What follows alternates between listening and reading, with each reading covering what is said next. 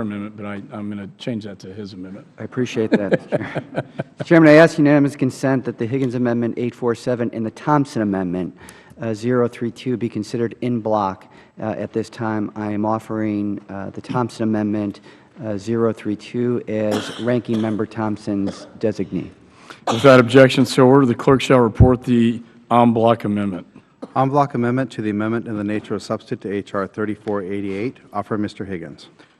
Without objection, the reading of the amendment is dispensed with. Mr. Higgins is recognized for 5 minutes on his en bloc amendment. Thank you, Mr. Chairman. My amendment, Higgins 847, is meant to clarify that certain provisions in the bill apply only to pre-clearance locations at airports rather than land ports. While I note that the underlying measure specifies that the bill's requirements do not apply to countries where there are pre-existing pre-clearance agreements, which would include Canada, my amendment makes clear that nothing in this bill is intended to impede the progress that has been made toward implementing pre-clearance at our land borders, including the Peace Bridge in my congressional district.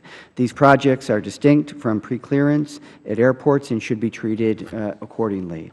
As for the Thompson Amendment 032, earlier this year we learned that all passengers arriving from airports with pre-clearance agreements are allowed to deplane in the United States and immediately board domestic flights without being rescreened.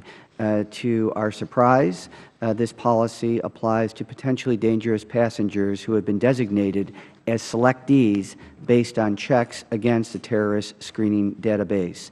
My amendment would put a stop to this policy by requiring selectees arriving on flights originating from a foreign airport with pre-clearance operations to be rescreened by TSA upon arrival in the United States. It makes no sense for a passenger who is on a terrorist watch list and designated as a selectee to be able to board a domestic flight without ever having been screened by our personnel.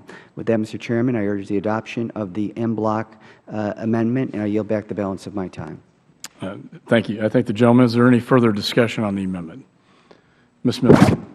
Just a quick comment, Mr. Chairman. I appreciate the gentleman for offering this clarifying amendment. As you know, I'm also a northern border person. We talk a lot about what's happening on the northern border, and certainly I think with the Beyond the Border initiative that our committee, our full committee, is very supportive of between the United States and Canada. This is a way to clarify what's happening at the Peace Bridge and in the rail at Vancouver and some of the other areas. So I think it's very important, and I certainly intend to support this amendment. I thank the gentlelady. Is there any further discussion? Mr. Chairman. Ms. Jackson-Lee. I, too, would like to add my support for the clarification, Mr. Higgins, that we not bite off more than we can chew, and that this is dealing with airports and not with land ports. And having served or still serving on the Transportation Security Committee, I think Mr. Thompson's amendment is astute and important for an added responsible layer of security assessment, which means that an individual cannot enter and immediately be provided the opportunity to have another domestic flight without the security check that I think is so very important.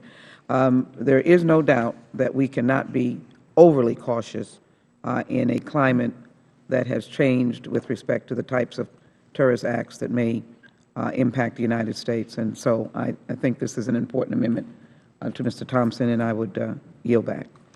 Any further discussion? There being no further discussion, the question now occurs on the en bloc amendment to the amendment in the nature of substitute offered by Mr. Higgins. All those in favor signify by saying aye. Aye. All those opposed signify by saying no. In the opinion of the Chair, the ayes have it, and the amendment is agreed to. Per the roster agreement, amendment